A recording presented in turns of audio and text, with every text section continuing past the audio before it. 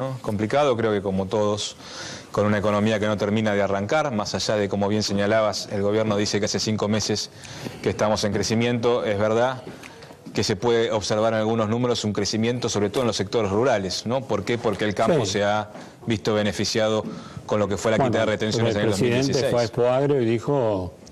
Con una Expoagro que tuvo una venta de maquinaria a full, que mostró cómo el sector del campo está creciendo, pero eso todavía no se trasladó a las ciudades, no se trasladó al conurbano, donde en las ciudades sufrimos por la pérdida del consumo, por la caída del consumo, las menores ventas, y en el conurbano se sufre porque la industria no produce más. ¿Por qué? Porque se vende menos. Es una industria que está pisada, ¿no? Que viene de 12 o 13 meses de caída, ¿no? De mucha complicación, no solamente con esta gestión, sino, como bien decís, también con la gestión anterior. Estábamos observando lo que es una caída de la industria que, en la medida que no se empiece a recuperar, también va a ser muy difícil pensar en una recuperación. ¿Le erró el gobierno la mirada de la economía?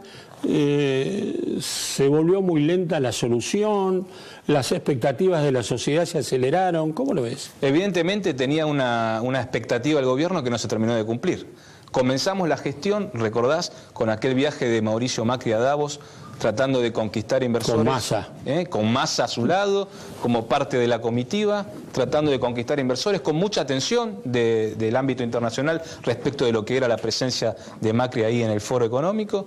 Sin embargo, esas inversiones llevan mucho tiempo en cristalizarse, todavía... Sí, ahora Carrió dice, si ganamos este año, el 2018 vamos a estar repleto de inversiones. Bueno, siempre es un pasito más adelante, lo mismo que con la recuperación económica. Hablábamos del segundo semestre pasamos al primer trimestre, ya estamos hablando del segundo semestre de nuevo. Y en el medio tenemos las elecciones, ¿no? Con lo que complica cualquier plan económico, cualquier estrategia que el gobierno tenga por delante. ¿Y cómo ves los próximos pasos? ¿Crees que el gobierno va a reflexionar sobre esto? Por lo pronto, el aumento de electricidad en 3 cuotas, pararon lo del agua, pero bien, lo del agua viene. Tal cual. Ya el gas viene a fin de mes para aplicar en abril. ¿Lo ves frenando algo de esto? Está tratando de bajar un poco, por lo menos el acelerador, ¿no? Como decís bien, repartió en cuotas el aumento del gas, quitó la posibilidad de que se quiten los subsidios al transporte, que es otra de las medidas que se está barajando en los próximos días. Empezó... Todavía no terminamos con lo de los peajes, ya hablamos del aumento del transporte. Obviamente, y empezó a volcar dinero, por lo menos a anunciar un vuelco importante de una suma de dinero hacia los sectores más bajos, con el plan Procrear, que ha sido relanzado, con esta serie de créditos a tasas subsidiadas y un poco más bajas para que pueda la construcción no solamente crecer de la mano de la obra pública, sino también la construcción privada, algo que se pueda empezar a notar en la ciudad. Y por otro lado, con la emergencia social, que finalmente terminó saliendo. Ahora salió, pero los movimientos sociales no le creen, porque el miércoles van a estar en la calle. Y bueno, ese es el gran problema que está teniendo el gobierno. Cómo comunica las decisiones que toma, ¿no? Es uno de los grandes problemas. Y cómo esas decisiones terminan llegando a la sociedad, cómo terminan llegando al bolsillo de cada uno. En este caso, los sectores sociales, que fueron los que iniciaron toda esta escalada. Sí, los movimientos sociales dicen, tardaron tanto en reglamentar la ley que no les creemos. Dice, bueno, vamos a ir a la calle. Ahí está. La respuesta de Macri fue apenas se conocieron los números de la UCA, ¿no? Apenas se conoció que la cantidad de pobres había aumentado en 1,5 millones durante el 2016. Al día siguiente se conoció que el gobierno supuestamente había ya reglamentado la emergencia social. Bueno, este es el otro tema, ¿no? Digo, uno no puede acostumbrarse a índices de pobreza e indigencia como los que tenemos. Seguramente. 13 millones de pobres, 600.000 indigentes. No, y que no es un número que se haya creado solamente en esta gestión. No, a 1.500.000, sí. Hay que tener en cuenta que a ese 1,5 millones se le sumaron otros tantos en los años anteriores. Rodolfo Santangelo, buenas noches, ¿cómo estás? Muy bien, gracias por la invitación. Gracias por venir. ¿Cómo definís este momento económico? La hora de la verdad. La hora de la verdad. Sí, creo que habré venido 4 o 5 veces el año pasado a tu programa. Me preguntabas con justa razón, ¿viene la reactivación? Te decía no, segundo semestre, no, fin de año, no, el verano, no. Bueno, ahora llega la hora de la verdad. La hora de la verdad es la salida del verano, es el segundo trimestre. Si querés, hasta por razones estadísticas, porque empezamos a comparar los valores de hoy con valores malos del año pasado. Una trampita válida. Porque el mejor jugador del equipo, que es el Agro, debería empezar a derramar lo que se vio en Expoagro, porque se están discutiendo las paritarias, complicadas, complicadísimas, y se espera que esta vez, a diferencia del año pasado, la paritaria le gane a la inflación. Y es el momento donde más vale que venga. Esta vez sí, más vale que la economía se recupere. Déjame darte números porque a mí conceptualmente no me gusta hablar tanto. El PBI, el Producto Bruto, es lo que mejor indica el nivel de actividad de una economía. El índice se mira 2004 igual 100.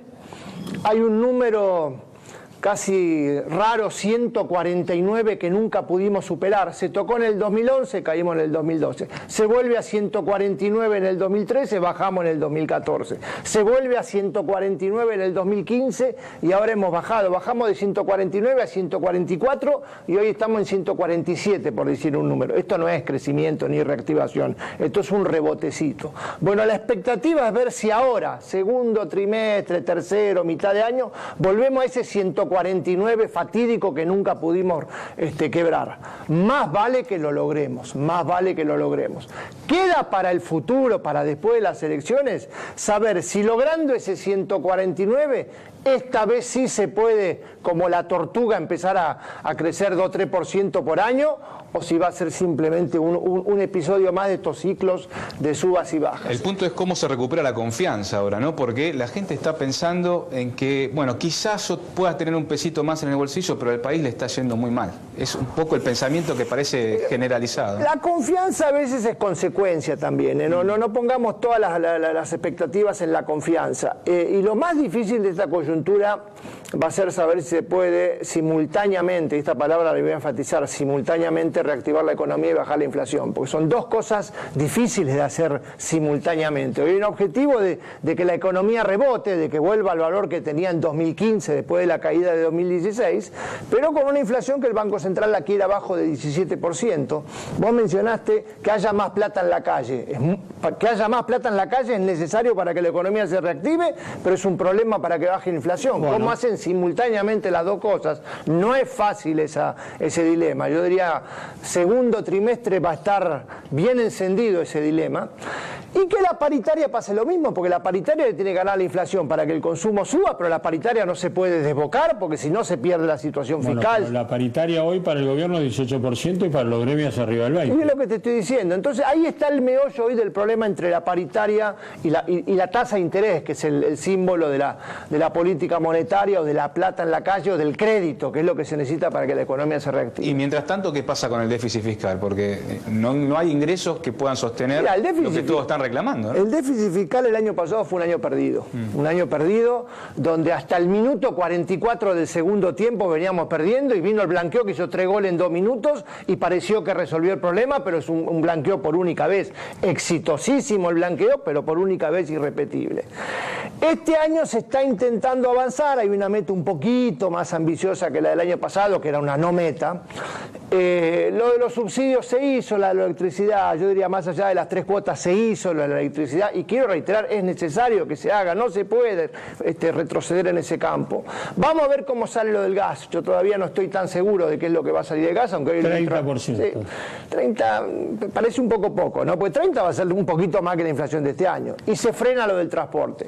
Da la sensación que el déficit fiscal va a otro año malo, y tenemos que entender las consecuencias del déficit fiscal, porque el déficit fiscal financiado con deuda externa, no solo es un problema futuro cuando haya que pagarla, sino es un problema hoy, porque el gobierno trae dólares, lo vende en el mercado, sostiene el tipo de cambio artificialmente bajo, crea una sensación de estabilidad, pero hay sectores que lo sufren, o sea, el gradualismo fiscal genera problemas en el sector privado que sufre el tipo de cambio. Quien compite contra una importación, este tipo de cambio no puede competir.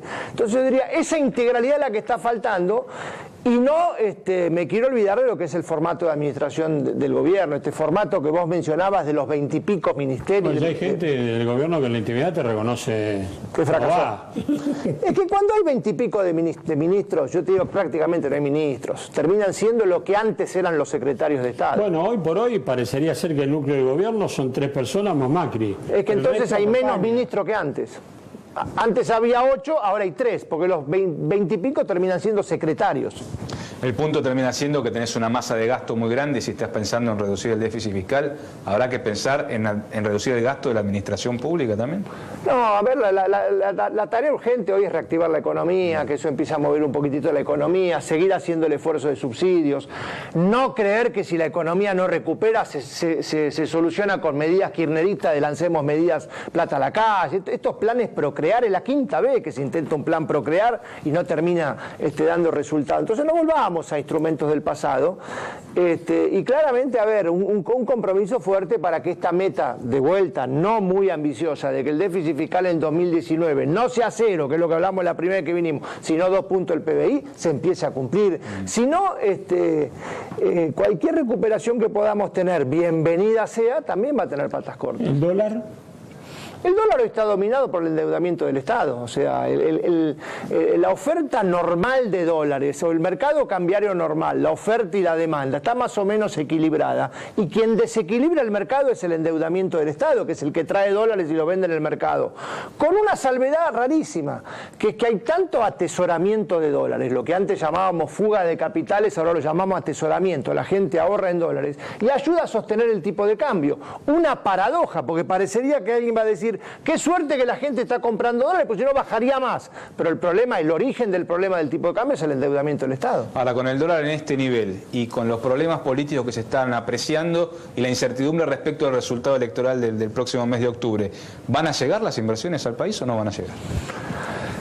Los primeros que tienen que invertir son los argentinos, los primeros que tenemos que invertir son los argentinos. Las inversiones externas van a demorar, obviamente quien tiene que traer dólares del exterior, al venderlos los vende a 15,5, 16, duda más que si los pudiera vender a 17, 18. Lo que pasa es que Argentina, esa materia casi de quinto año de facultad, que es que el tipo de cambio pueda subir, pero que la inflación baje, hoy está lejísimo, estamos en el ciclo básico de esta carrera, y entonces nada garantiza que si el tipo de cambio está en 17 o 18, los precios no se van a mover y por lo tanto va a ser una ganancia real de competitividad. Tuvimos un mes de alta inflación, 2,5, seguro Sturzenegger vamos a tener 2 meses más. ¿Cómo ves ese tema? La inflación había mejorado, había bajado desde agosto hasta enero estaba más o menos en un promedio de 1,4 mensual, con bastante volatilidad o dispersión entre precios, porque había cosas que subían mucho, cosas que subían poco, incluso bajaban. Febrero sabíamos que era un mes anormal, porque venía el aumento, estos aumentos de tarifas, sobre todo el de la luz, aunque vino en 2 cuotas, y medicina prepaga, en marzo viene colegios, en abril viene gas, da la sensación que vamos a tener 3 meses, febrero, marzo y abril, más cerca de 2 que de 1,5. La clave ahí va a ser si el Banco Central, con ese número tan alto, va a volver a insistir en el 17, casi diciendo 17 o muerte, 17 o... El presidente dice 12 a 17 o tal vez 20. Bueno, fue un lapsus del presidente casi, digo, ¿no? Porque tal vez 20. Dijo menos de 20, menos de 20. Estrictamente 17 es menos de 20. Pero, ¿sabés qué me preocuparía a mí? Que el Banco Central repitiera la experiencia del Banco Central de Brasil. El Banco Central de Brasil en los últimos 2 años, por querer tener una tasa de inflación muy baja, en aquel caso del 4 o 5% anual, subió la tasa de interés. Este Banco Central todavía está dejando de bajarla, pero no ha empezado a subirla.